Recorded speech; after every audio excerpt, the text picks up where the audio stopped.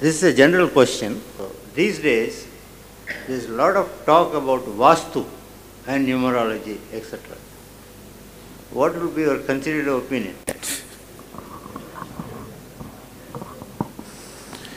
See, when fear rules you, we can make a science out of anything. Just 10 years ago, you did not know anything about Vastu. People lived well, isn't it? Are you living any better than your father or your grandfather who did not know anything about this Vastu nonsense? How this works? Vastu is simple architectural guidance. When you lived in a village, when you had no architect, you don't know how to build a house, without knowing. See, putting a roof span has always been the major problem, till steel and other metal structures came and RCC came. How to put a roof and how to enlarge the span has always been a challenge, because the only thing that you could use was either stone or wood, it was limited. So you don't know, you just have a 5-foot long timber, so what you would do? You would build 5 feet wide house and 100 feet long. If you live in this tunnel, definitely you will become physically, mentally sick one day. Isn't it so? So, for the rural folk, they created some simple architectural guidance which is different for different areas. If you're in the mountain, it's a different kind of Vastu, in the plains it's a different kind of Vastu, in different weathers and temperatures it's a different kind of Vastu. This was just a simple architectural guidance. Today, you have made it as if your life depends on it, as if your business runs on this. I'll tell you one incident. If somebody invites me to house, I'll just check out if they're good cooks. If they're good, I always go. I went to this house for lunch. It's a beautiful house. It's already about 8, 9 years old. And inside the house there's a little garden. Everything is fine except that in the garden, there's one tall casuarina pole encrusted in concrete foundation, standing in the garden, an ugly pole in the middle of the garden. I looked at this and it was totally out of place. I asked this lady, why this casuarina pole? Because there's no construction going on or anything. Oh, she was so ashamed and she didn't want to speak to me, all that. I asked why, and then she said, no, it's a Vastu. I said, what happened? One day, one of our friends sent a Vastu man to our house. He landed up. Because the friend had sent, she opened the door. Man came and sat inside, walked up and down the house with great authority, looked like this, like that and said, see, in your house, the northwestern corner is taller than the southwestern corner. If it's like this, she has 2 sons, he said, one of your children will die. She said, nonsense, you go. He left his card and went up. He knows how it works. He went away, this lady said, all this nonsense, she said. But then, in the evening, her children came back from school, she looked at both of them.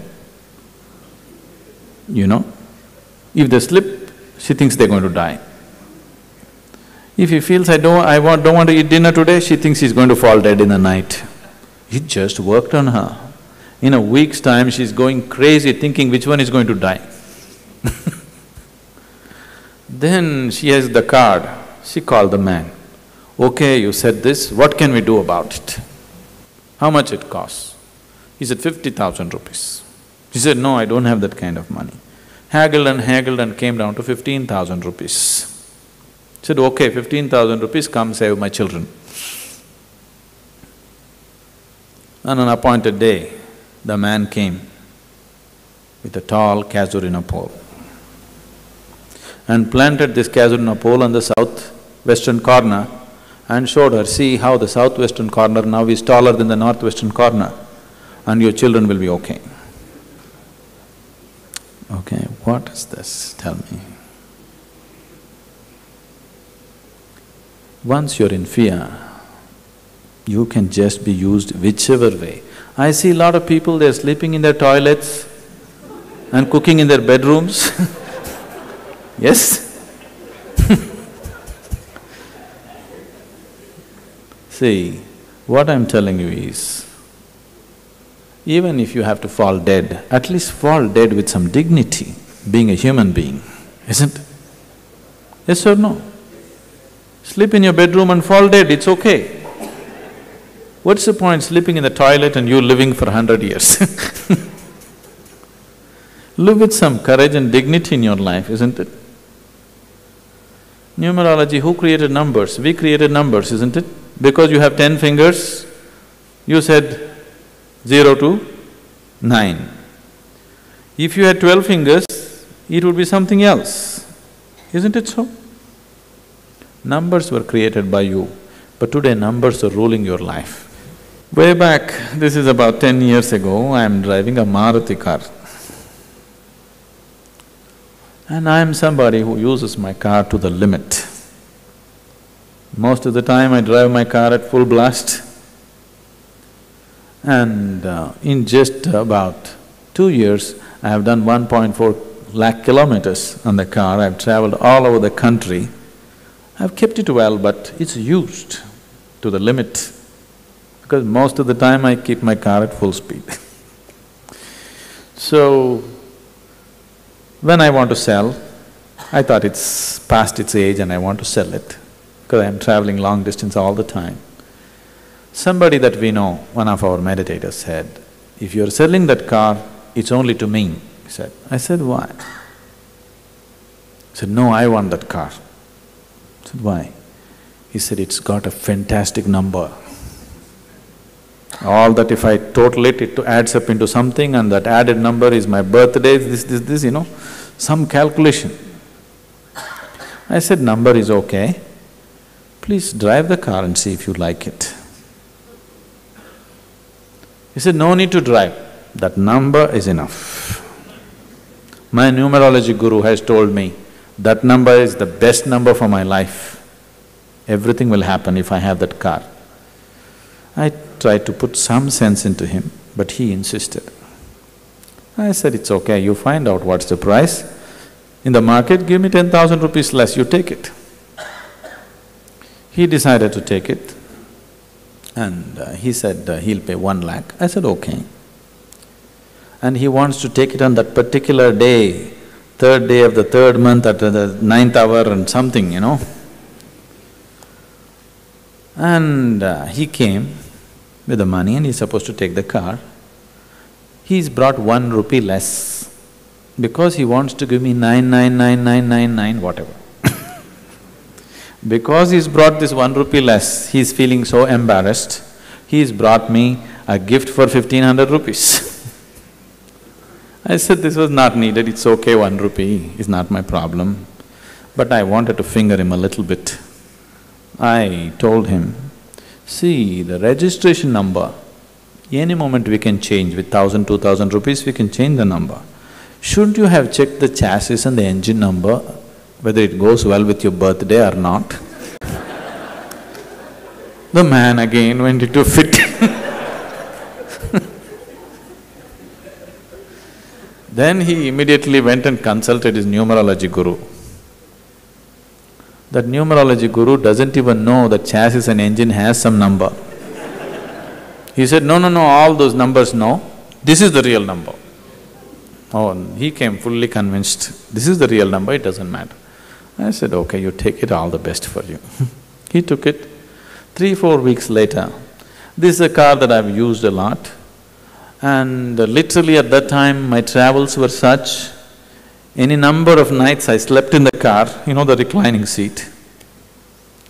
So he was a man like this, I can understand how he will drive the car with how much fear. He was driving like this in Coimbatore city. This reclining thing, there's a little gear, it broke, and the backrest just went backwards. And he must have imagined all kinds of evil forces pulling him backwards and he got so terrified. And I happened to meet him. After 4 or 5 months, I asked him, how's the car doing? Are you okay? Are you happy? He said, no, I had to give it away because, something very bad happened. I said, what happened? You crashed the car or something? He said, no, like this, some evil forces, just pulled him backwards. And he brought another fantastic number car. Why can't you? Why we don't have the courage to drive that car out of the showroom, swinging it out on the street? Why? Because you're not depending on your capability, you're expecting the stars to run your life, isn't it? That's why the nation is like this. Till you take it into your hands, this is how it's going to be. It's time you took it into your hands. Why? Human nature is of a higher dimension, or numbers and stupid shapes and sizes, inanimate things in the world are of higher nature, you tell me, which is a higher possibility? And when you're alive as a human being, why are you letting stones and rocks and mud and earth rule your life? Human nature should decide the destiny of everything else, isn't it? But other things are deciding the destiny of human nature. It's a disgrace to humanity, really. Whenever I am with you, I feel I am very comfortable. In case if I am placed thousands of kilometers away from you, how could I communicate with? Generally a master, how he is communicating with the disciple. All the time physical presence may or may not be possible. Now, when you say, whenever I'm with you, I'm comfortable, I feel insulted. Because my whole life is about disturbing you, unsettling you from limited situations that you're trying to settle into. You're constantly trying to settle into some limitations. My work and my life is to disturb you from that limitation so that till you become unbounded, I don't want to let you settle down anywhere. Now if you're feeling comfortable, that's an insult.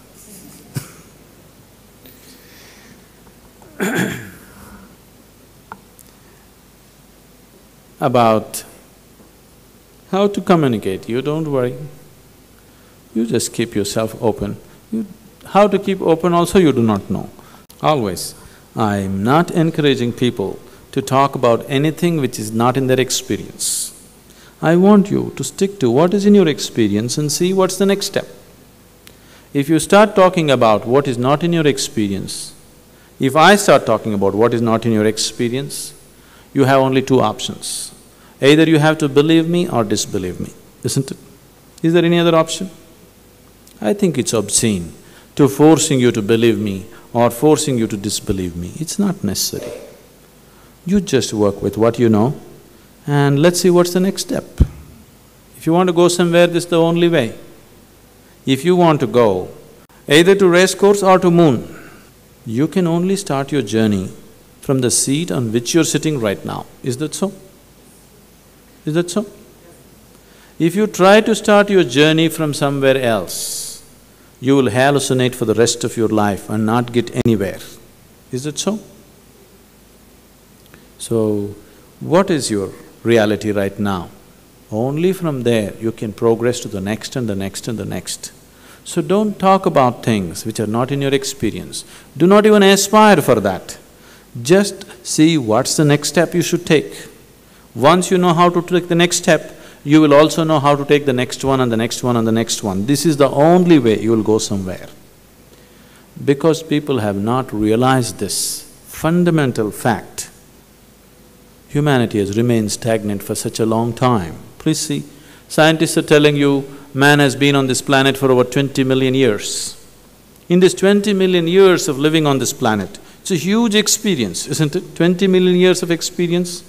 Still you're getting angry like how the caveman was getting angry, isn't it so? Are you getting angry in some other high-tech way? You're still getting angry the same way, isn't it? 20 million years of experience, a simple emotion like anger, we still don't have a solution, simply because we are unwilling to admit where we are. We are always thinking we are up there. See, now you know where God is, you know His address, isn't it? Yes? You know His name, you know His address, you know His wife's name, you know His children's name, you know when is His birthday, You know everything, but you don't know where you are. That's the whole problem. Somebody who is incapable of knowing where he is he capable of knowing where the Creator is? Is there a possibility? Is there such a possibility? So somewhere we get into the game of deception. Once you get into deception, there's no limit to it. It can go on and on and on in a million different ways. This is passing off as religion, unfortunately. Religion means it's the highest intelligence. To live and survive in this dimension of life, you need intelligence, isn't it? If you want to transcend to other dimensions of life, don't you need even more intelligence? Yes? Yes or no? But the most idiotic ones in the world are claiming to be religious, isn't it? See, if I just create a situation, this is how spirituality is passing off most of the time, in India and everywhere. Just tell you, just look at the bulb, there you can see, can you see Shiva? See, he's there. I'll tell you, the most idiotic ones in this hall will see Shiva first, others will be wondering, what is it? The fools will see it first. Isn't it so? Because they have no control over their imaginations. They don't know which is their imagination and which is not. They will start seeing everything. They'll see angels and gods and everything first. But the intelligent ones are always wondering what the hell is happening, isn't it? Isn't it so? Unfortunately, this is passing off as religion and spirituality. This is why no right-thinking person wants to come anywhere near anything spiritual, because it's become such a disgusting presentation. Isha గ్రామోత్సవాలు ఎంతో హుషారుగా కొనసాగుతూ వస్తున్నాయి. భారతదేశంలోని పల్లెల ఉత్సవ స్ఫూర్తి ఇప్పుడు ప్రస్ఫుటంగా కనిపిస్తోంది. నానాటికి నూతన శక్తిని కూడా సంతరించుకుంటోంది. ఈ సంబరాలు ప్రతి పల్లెని తాకాలి.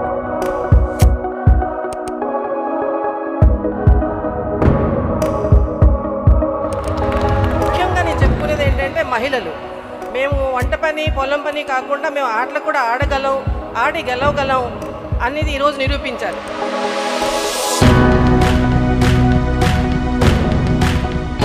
మా ఊరు ఫస్ట్ టైం వచ్చి ఆట మాకు చాలా సంతోషంగా ఉంది. ఇప్పుడు వరకు నేనైతే ఆడలేకపోయాను, మా పాపను పంపించాను, ఆడుతుంది.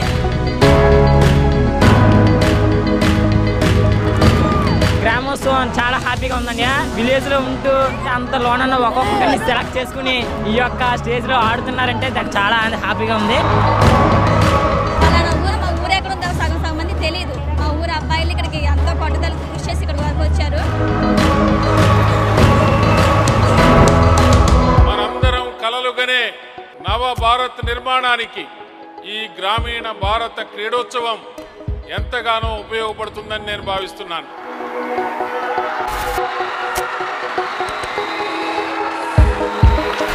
I request all the athletes, take your sport seriously and represent our country, and you have support from Sadguru. Thank you so much. Centum team and Nelteru team. మా టీం ఎంతవరకు రావడం మాకెంతో గర్వకారణంగా ఉంది. ఈ స్టేడియంలో వచ్చి కూర్చొని చూడడం ఇంకా సరదాగా ఉంది మేము.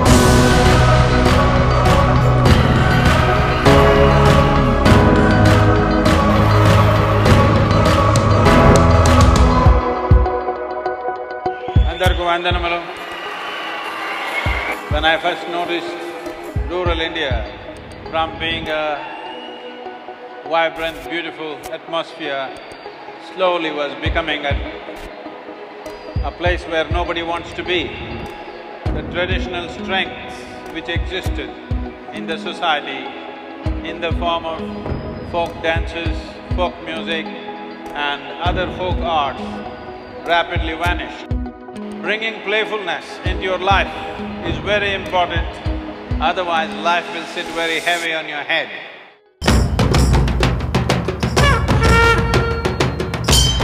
Thank you for being here, wonderful, all the athletes, all those people who played especially the ladies who come out of their villages and playing here.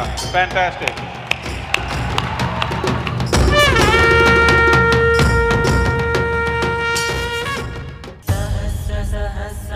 संवत्सरा पूर्वं नरज्ञान उद्धारणाय समर्पितम् आदियोगिराद्यं सप्तर्षिभ्यो बोधितम् अतिश्रेष्ठम् इदं विशालं विज्ञानम्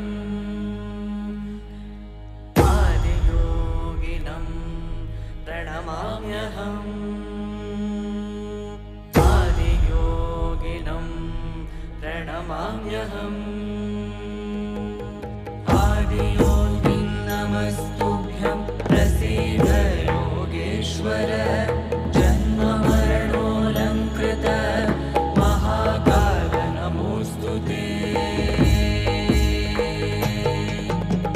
आदियोगिं नमस्तुभ्यं प्रसीद योगेश्वर जन्ममरणोऽलङ्कृत महाकाल नमोऽस्तु ते